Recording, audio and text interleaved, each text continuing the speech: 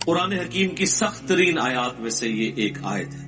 اعوذ باللہ من الشیطان الرجیم، بسم اللہ الرحمن الرحیم، وَلَقَدْ ذَرَأْنَا لِجَهَنَّمَ كَثِيرًا مِنَ الْجِنِّ وَالْإِنسِ، اور بے شک ہم نے جہنم کے لیے ہی پیدا کیے ہیں اکثر جن اور انسان۔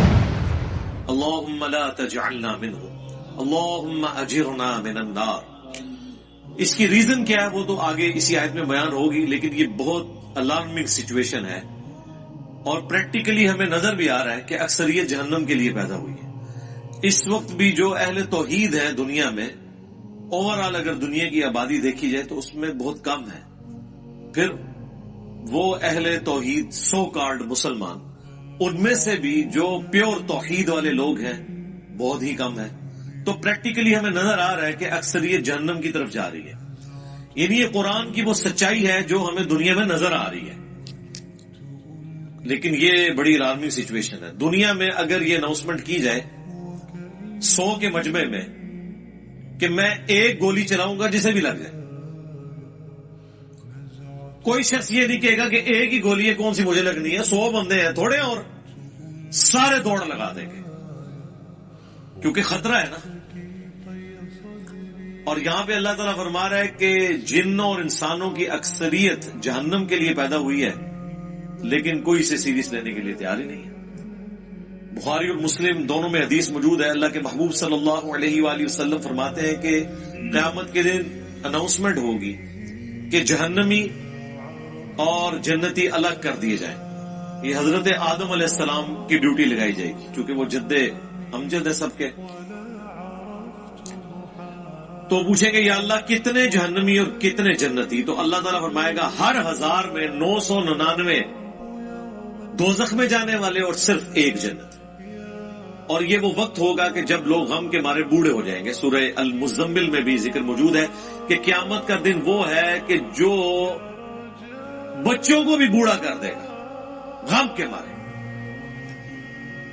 حتیٰ کہ سورۃ الحج میں ہے کہ اس دن تم دیکھو گے کہ دودھ پلانے والی اپنے شیرخوار کو بھول جائے گی، اور لوگ اس طرح نظر آئیں گے گویا کہ نشے کی حالت میں ہے۔ وہ نشے کی حالت میں نہیں ہوں گے بلکہ اللہ کا عذاب بڑا شدید ہوگا۔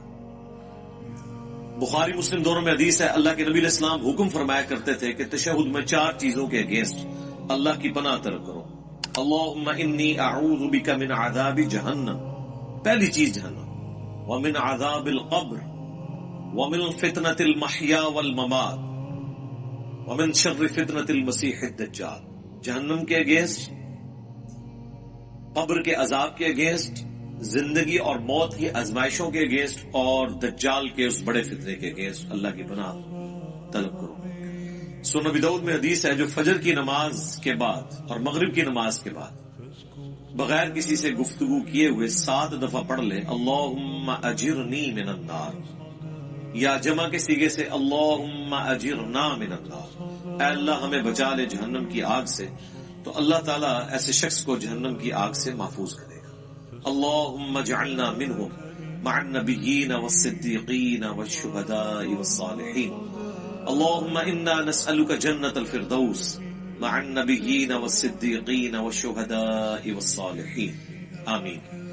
تو یہ بڑا سینسٹیو ایشو ہے۔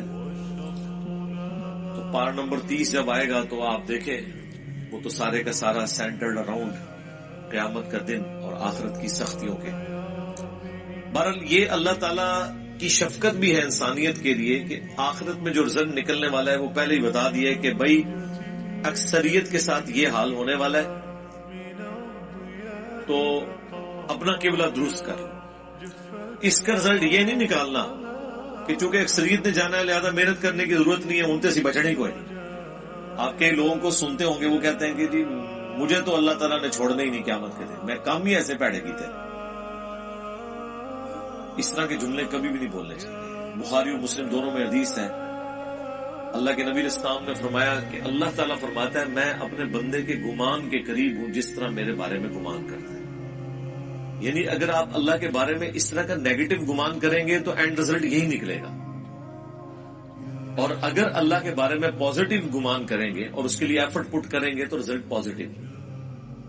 یعنی صرف گمان سے بھی کچھ نہیں اور صرف ایفرٹ پٹ کرنے سے بھی کچھ نہیں ہے. گمان بھی اچھا ہے. اللہ کی رحمت اللہ سے مانگنی ہے. بخاری مسلم دونوں میں حدیث ہے, کوئی شخص محض اپنے اعمال کی بنیاد کے اوپر جنت میں داخل نہیں ہو سکے گا. صحابہ نے جرت کر کے پوچھا, اللہ کے نبی کیا آپ بھی؟ اس کائنات میں سب سے بہتر اعمال جس شخصیت کے ہو سکتے ہیں وہ تو رسول اللہ کی ذات ہے صلی اللہ علیہ وآلہ وسلم. تو آپ نے اس کو کیسے ارشاد فرمایا؟ آپ نے فرمایا ہاں میں بھی جب تک میرے رب کی رحمت مجھے ڈھانپ نہ لے میں بھی صرف اپنے اعمال کی بنیاد پہ جنت میں داخل نہیں ہو سکتا. تو میرے بھائی اگر یہ نبی کا حال ہے, یہ نبی کی سچویشن ہے, یہ نبی کا سٹیٹس ہے, تو بابے شاہی کوئی نہیں. اب مجھے بتائیں وہ بابے جو یہ کلیم کرتے ہیں کہ ہم اپنے ساتھ آپ کو بھی لے جائیں گے, کتنے؟ جتنے آپ جان گے کوئی کسی کو نہیں لے کے جا سکتا جب تک کہ اس کا اپنا قبلہ درست نہ ہو. ہاں اپنا قبلہ درست تھا, تھوڑی بہت کمزوریاں ہوئی, کوئی رعایتی نمبر چاہیے, کوئی شفاعت چاہیے, اللہ تعالیٰ ڈیوٹی لگا دے گا. وہ بخاری مسلم میں حدیث ہے کہ انبیاء بھی سفارش کریں گے, فرشتے بھی کریں گے, اللہ کے نیک بندے بھی کریں گے. اس سے کسی کو انکار نہیں ہے. لیکن یہ نہیں ہو سکتا کہ آپ دیدہ دلیری کی زندگی گزاریں اور پھر شفاعت کے امیدوار ہو جائیں. Not at all. بخاری مسلم دونوں میں حدیث ہے, جب سورہ الشعراء کی یہ آیت نازل ہوئی کہ اے نبی اپنے قریبی رشتہ داروں کو آخرت کا ڈر سنائے, تو نبی علیہ السلام اپنے رشتہ داروں کے پاس گئے, اپنے چچا کے پاس آئے اور فرمایا اے نبی کے چچا عباس, میرے مال سے جو لینا ہے وہ لے لے, اگر اللہ نے تجھے پکڑ لیا تو میں اللہ کے حضور تیرے کچھ کام نہیں آؤں گا. اے نبی کی پھپھی صفیہ, میرے مال سے جو کچھ لینا ہے وہ لے لے, اگر اللہ نے تجھے قیامت کے دن پکڑ لیا میں تیرے کچھ کام نہیں آؤں گا. اے نبی کی بیٹی فاطمہ, میرے مال سے جو کچھ لینا ہے وہ لے لے, اگر قیامت کے دن تو پکڑی گئی تو میں تیرے کچھ کام نہیں آؤں گا. اگر یہ سیدہ فاطمہ کا سٹیٹس ہے تو باقی تو شاہی کوئی نہیں. یہ کہنا کہ جی ہمارا مرید کوئی ہو گیا تو ہم جنت میں اس وقت تک نہیں جائیں گے. اس کے باعث برسا ہو سکتا ہے کہ کوئی شخص کہ میں جہنم میں اس وقت تک نہیں جاؤں گا جب اپنے ساتھ کو بھی نہ لے جاؤں. وہ اللہ تعالیٰ یہ خواہش ضرور پوری کرے گا, گروہ در گروہ انہیں جہنم میں ہانکا جائے گا اپنے بزرگوں اور فالورز کے ساتھ. وہ تو ٹھیک ہے, وہ تو سورۃ الاعراف میں ہے کہ جب کبھی کوئی امت جہنم میں داخل کی جائے گی وہ اپنے بزرگوں پہ لعنت بھیجے گی اور کہے گی اللہ ہمارے بزرگوں کو دگنا عذاب دے کہ جن کی وجہ سے ہم جہنم میں گئے. تو اللہ تعالیٰ فرمائے گا کہ سب کے لیے دگنا ہے. تم بھی تو اپنے بعد میں آنے والے لوگوں کے لیے پیشوا بنے تھے نا, یہ جو تمہارے اکابرین تھے تم بھی تو آنے والوں کے اکابرین تھے نا. سورۃ الاحزاب میں بھی آیا اللہ ہمارے بزرگوں نے ہمارے بڑوں نے ہمیں گمراہ کر دیا, انہیں دگنا عذاب تھے. سورہ حامیم سجدہ میں آیا اے اللہ جن اور انسانوں میں سے وہ بزرگ بابے ہمارے حوالے کر جن کے پیچھے لگ کے ہم گمراہ ہوئے, ہم انہیں اپنے پاؤں کے نیچے رو دیں گے. جس طرح ان کے پاؤں کے تلوے چاٹتے تھے نا دنیا میں, اب ہم انہیں اپنے پاؤں کے نیچے رون دیں گے کہ انہوں نے ہماری آخرت برباد کر دی. بڑا سینسٹیو ایشو ہے. جب اتنا خطرناک نہیں بلکہ خطرے ناک مسئلہ ہو پھر اس کی سینسیوٹی کے پوائنٹ آف ویو سے اسے اتنے شد و مت کے ساتھ بیان کرنا چاہیے. یہ میٹھی میٹھی باتیں کرنے سے آپ کو آخرت کے بارے میں کبھی بھی آئیڈیا نہیں ہوگا کہ انسان کتنے بڑے خطرے سے دو چار ہونے والا ہے. یعنی جب اللہ تعالیٰ فرما رہا ہے کہ اس دن خاوند اپنی بیوی کو, بیوی اپنے خاوند کو, بہن بھائی ایک دوسرے کو, ماں باپ اولاد کو, اولاد ماں باپ کو بھول جائے گی, تو مجھے بتائیں اس صورتحال کے اندر کوئی شخص کسی کے جنت کی گارنٹی کیسے لے سکتا ہے؟ اسے تو اپنی فکر لگی ہوئی ہوگی. اچھا دوسری طرف یہ دیکھیں کتنے دیدہ دلیر ہیں کہ بخاری مسلم میں حدیث ہے قیامت والے دن ہر نبی کہے گا نفسی نفسی, آج مجھے اپنی جان کی فکر ہے. آدم علیہ السلام کی جو غلطی معاف ہو چکی وہ اس کو یاد کریں گے. ابراہیم علیہ السلام اپنی اجتہادی خطا کو یاد کریں گے, موسیٰ علیہ السلام اپنی اجتہادی خطا کو یاد کریں گے. ہاں عیسیٰ ابن مریم کہیں گے کہ تم محمد رسول اللہ کے پاس جاؤ. اللہ تعالیٰ نے ان کی اگلی اور پچھلی ساری اجتہادی غلطیاں جو گناہ نہیں تھے وہ معاف فرما دیا، اور نبی الاسلام کے ہاتھوں پہ شفاعت کا دروازہ کھلے گا. آپ کے علاوہ، آپ کے سوا تمام پیغمبر نفسی نفسی کر رہے ہوں گے. تو اس صورتحال میں یہ کہنا کہ میرا بابا مجھے بچا کے نکال لے گا، تو تیرا بابا بڑا ہے یا اللہ کا پیغمبر بڑا ہے؟ سوچنے والی بات ہے. کتنی بڑی یہ توہین کر رہے ہیں، کتنی بڑی توہین کر رہے ہیں پیغمبروں کی. یہ اپنے باپوں کو پیغمبروں سے بڑا سمجھتے ہیں. انبیاء تو کریں کہ یا اللہ ہمیں اپنی جان کی فکر ہے، اور بابے کہیں کہ میں نے اس وقت تک جنت میں نہیں داخل ہونا جب تک کہ اپنے سارے مرید نہ لے جاؤں. یہ کہ عقل میں بیٹھتی ہے. اسی لیے یہ بالکل ٹھیک کہتے ہیں کہ قرآن و حدیث ڈائریکٹ نہیں پڑھنا، گمراہ ہو جاؤ گے. کیونکہ جسے وہ ہدایت بنائے بیٹھے ہیں وہ تو ہے گمراہی، اور جو اصل ہدایت ہے اس کو وہ گمراہی کہتے ہیں. یعنی جب وہ آپ کو کہہ رہے ہیں نا گمراہ ہو جاؤ گے، مطلب آپ ہدایت پہ آ جاؤ گے، کیونکہ گیر ان کا الٹا لگا ہوا ہے نا. سورۃ الاعراف میں آیا ہے کہ جو حق سے اناد کرتے ہیں نا ان کی یہ حالت ہو جاتی ہے کہ جب وہ گمراہی کا راستہ دیکھتے ہیں اسے اڈاپٹ کر لیتے ہیں، اور جب ہدایت کا راستہ دیکھتے ہیں اس سے روگردانی کرتے ہیں، کیونکہ وہ اسے سمجھ رہے ہوتے ہیں کہ یہ گمراہی کا راستہ ہے. جو اللہ تعالیٰ نے کہ شیطان نے ان کے برے اعمال ان کی نظروں میں سنوار دی. سورۃ الکہف میں ہے نا اینڈ پہ جا کے کہ ان کی ساری ایفرٹ دنیا کے لیے ہے، اور یہ سمجھ رہے ہیں بڑا اچھا کام کر رہے ہیں. قیامت کے دن ان کے لیے میزان عمل بھی قائم نہیں کی جائے گی. جو بڑے مجرم ہے نا ان کو تو کہا جائے گا تہاڈا تے صاحب کرنے کی ضرورت نہیں، ایڈا کام پایا تسی. وہ اللہ تعالیٰ نے فرمایا ان کے لیے میزان عدل بھی قائم نہیں کی جائے گی. سیدھے اسٹریٹ جان گے اتنا ٹاپ و ٹاپ. اتنا سینسٹیو ایشو ہے. تو یہ پوری صورتحال میں اسی لیے آپ دیکھیں قرآن کا جو مرکزی ٹاپک ہے وہ انذار ہے. انذار، ڈر سنانا. وَأُوحِيَ إِلَيَّ هَذَا الْقُرْآنُ لِأُنذِرَكُمْ بِهِ وَمَنْ بَلَغَ. اے نبی تم فرما دو کہ مجھے قرآن اللہ نے اس لیے وحی کیا کہ تاکہ میں تمہیں ڈر سنا دوں، اور جس تک یہ کتاب پہنچ جائے وہ بھی اس کتاب کے ذریعے ڈر سنائے. اور یہاں پہ ہمارے ایک مولانا صاحب کہتے ہیں کہ جی اس طرح کے واعظین جو ہیں وہ انہوں نے لوگوں سے ان کا رب چھین لیا. اوے اس طرح کا رب جو انہوں نے بنایا ہے وہ رب ان سے چھینے. انہیں اس رب کا تعارف کروائیں کہ جس رب کا تعارف اس شخصیت نے کروایا جس کی قبر مدینے میں صلی اللہ علیہ وسلم. امام غزالی نے احیاء العلوم میں مکاشفۃ القلوب کیمیاء سعادت کے اندر یہاں تک لکھا ہے کہ ایسے علماء واجب القتل ہیں جو رحمت کی آیات پڑھ پڑھ کے لوگوں کو اللہ تعالی سے بے خوف کر رہے ہیں. کیا وہ ہمیں یہ بتانا چاہتے ہیں کہ قرآن کی دھمکیاں جھوٹ ہیں؟ کیا وہ ہمیں یہ بتانا چاہتے ہیں کہ انبیاء جو قبر و آخرت کا ڈر سنا کے گئے، عذابات بتا کے گئے، وہ ہم سے ٹھٹا اور مذاق کرتے رہے ہیں، اور خدا کا تعارف وہ ہے جو یہ ہمیں کروائیں گے؟ او جی کوئی ماں اپنے بچے کو جہنم میں پھینک سکتی ہے تو اللہ کیسے پھینکے گا؟ ہائے ہائے ہائے ہائے. God is all living. Christians بھی یہ کہتے ہیں کہ مسلمانوں کا خدا تو بڑا سخت ہے، ہم جس خدا کو مانتے ہیں وہ آل لونگ ہے. تو ہم پھر انہیں کہتے ہیں رکو ذرا، صبر کرو، ابھی فیصلہ کر لیتے ہیں.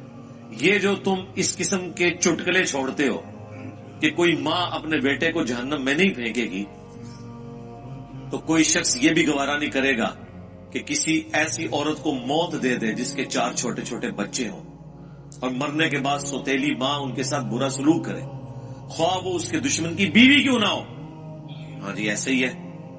تو پھر اللہ تعالی روزانہ ایسی ہزاروں ماؤں کو موت کیوں دے دیتا ہے جن کے چھوٹے چھوٹے بچے ہوتے ہیں؟ تم تو کہہ رہے تھے خدا آل لونگ ہے، تو پریکٹیکلی تو ہم دیکھ رہے ہیں کہ کیا مائیں شیر خوار بچوں کو چھوڑ کے مر نہیں جاتی؟ تمہاری ڈاکٹرن میں تو کبھی کسی ایسی عورت کو موت نہیں آنی چاہیے اللہ کی طرف سے. کیوں آتی ہے؟ اس کا جواب ان کے پاس کوئی نہیں سوائے اس کے کہ خدا کی مرضی ہے. اس کے کوئی احساسات نہیں ہے.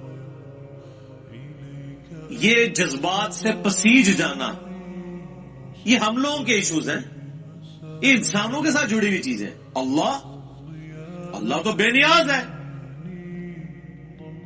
سعد ابن ابی وقاص جب پرشین امپائر سے فائنل جنگ کے لیے جا رہے تھے قادسیہ کے لیے، تو حضرت عمر نے پیچھے سے ایک خط روانہ کیا تھا. اس میں لکھا تھا سعد تم اللہ کے نبی کے ماموں ہو، لیکن یاد رکھنا اللہ کا کوئی رشتہ دار نہیں ہے. ذرا سی ہینکی پھینکی کی نا تو اللہ نے معاف نہیں کرنا. نبی کے ساتھ تم ماموں کا رشتہ رکھ سکتے ہو. سگے ماموں نہیں تھے، وہ ننیال خاندان سے تھے. اللہ کا کوئی رشتہ دار نہیں. اللہ کا تو رشتہ دار پیغمبر بھی نہیں ہے. وہ تو اپنے پیغمبر کی زبان سے کہلوا رہا ہے ہمیں سمجھانے کے لیے 3 دفعہ. اللہ اکبر. سورۃ الانعام، سورہ یونس، سورہ الزمر. قل انی اخاف ان عصیت ربی عذاب یوم عظیم. اے نبی تم فرما دو کہ بالفرض اگر میں بھی اپنے رب کی نافرمانی کروں تو میں خود اس بات سے ڈرتا ہوں کہ بڑے دن کا عذاب مجھے بھی آ پکڑے گا.